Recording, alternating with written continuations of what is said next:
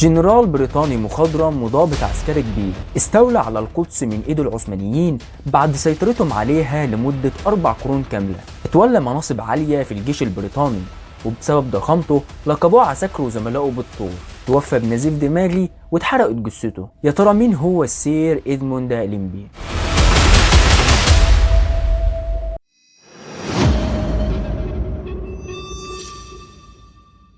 اتولد السير إدموند في شمال لندن عام 1861، وتعلم في مدرسة هايليبيري في لندن. وعلى الرغم انه في شبابه ما كانش عايز يبقى جندي، لكن اتخرج من الكلية الملكية العسكرية سانهيرست بعد سنتين من انضمامه ليها سنة 1880. وكان بيغضب بسرعة تجاه اي موقف مش بيعجبه. كان طويل وضخم، سبب صفاته الجسدية واخلاقه ديت خلت اصحابه وعساكره انهم يوصفوه بالطور. وكان بيسأل كتير عن ابنه واللي التحق بالجيش واتقتل في بلجيكا، وكان عمره ساعتها 20 عام اثناء الحرب العظمى في بلجيكا.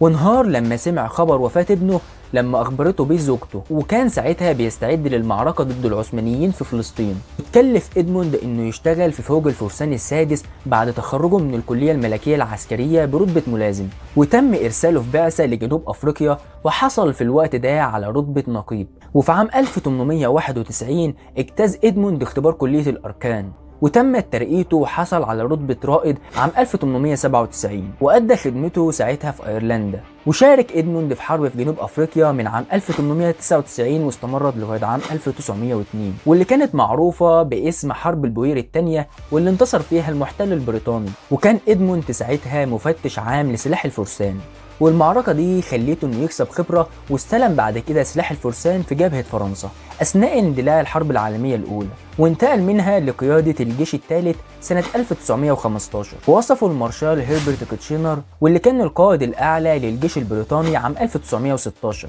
بانه عميد سلاح الفرسان، وانه بيتمتع بقدره وشعبيه كبيره. وشارك إدموند في معارك الحرب العالميه الاولى، ومن ابرزها معركه أراس الفرنسيه، واللي كانت واحده من الحروب الطاحنه اللي خاضها الحلفاء ضد الجيش الالماني، واللي تسببت في خسائر للطرفين، وتسببت في موت 300 ألف قتيل. ما كانتش انتصار لاي طرف من الطرفين، وبالرغم من سيطرة البريطانيين على مواقع مهمة في المعركة، لكن قائد المعركة هدد بإلقاء اللوم على إدموند في حال ان قوات الحلفاء ما حققتش النصر المحقق في المعركه دي. لكن العلامه اللي بتفرق في حياه إدموند ان رئيس الوزراء واللي كان اسمه لويد جورج اختاروا انه يكون قائد لقوات المشاة المصريه في منتصف عام 1917. وشاف إدموند ان التعيين ده تقليل من قيمته العسكريه وعقاب ليه، لكن طبعا التزم إدموند بالامر ده، وبدأ انه ينظم القوات دي ويرفع من كفاءتها، وبدأ انه يحسن من اداء القوات دي بعد الاضرار اللي حصلت عليها على ايد الجنرال أريشيبالدو موراي، واللي كان هو قائد القوات دي قبل مجيء إدموند،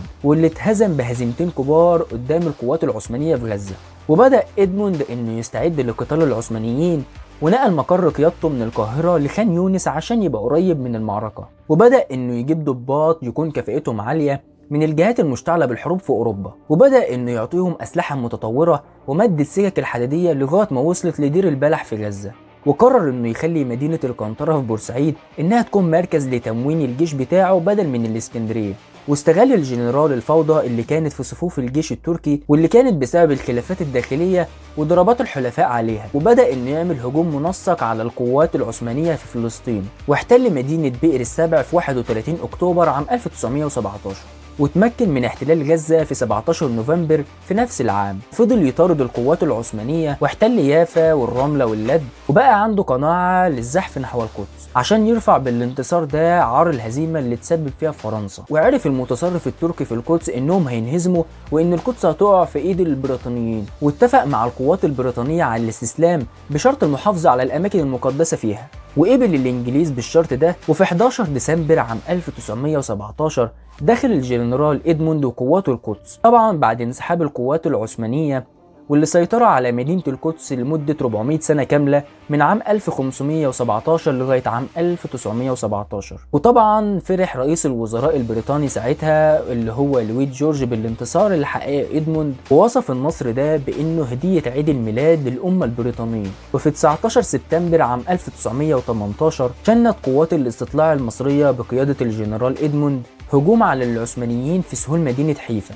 باستخدام سلاح المشاة والمدرعات والطيارات، وقامت الوحدات دي بتطويق القوات العثمانية ومنعتهم من الهرب، وكمان أسروا الآلاف منهم. والانتصار ده كسر الوجود العثماني في بلاد الشام، وطردت القوات البريطانية القوات العثمانية واحتلت جميع المدن الرئيسية في سوريا لغاية ما وصلت لحلب في 26 أكتوبر عام 1918. واضطرت القيادة في اسطنبول إنهم يعقدوا هدنة مع البريطانيين واللي اتسمت بهدنة مدروس، وكانت مذلة للقوات العثمانية، واللي سلم الأتراك فيها مواقعهم اللي متبقية خارج الأناضول، ووافقوا على سيطرة الحلفاء على مضيقين وهم البوسفور والدردنيل. ده كمان وضع الموانئ والمواقع الاستراتيجية المهمة للقوات العثمانية تحت سيطرة القوات المنتصرة، وتفكيك الجيش العثماني وتسريح كافة جنوده.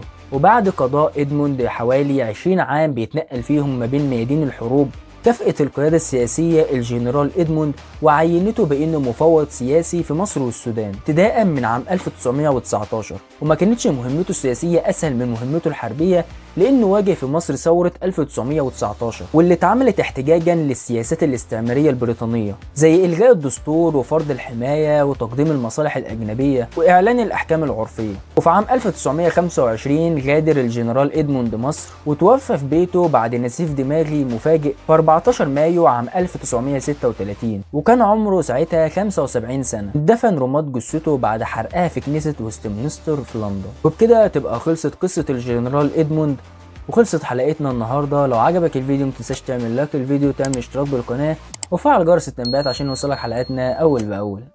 سلام.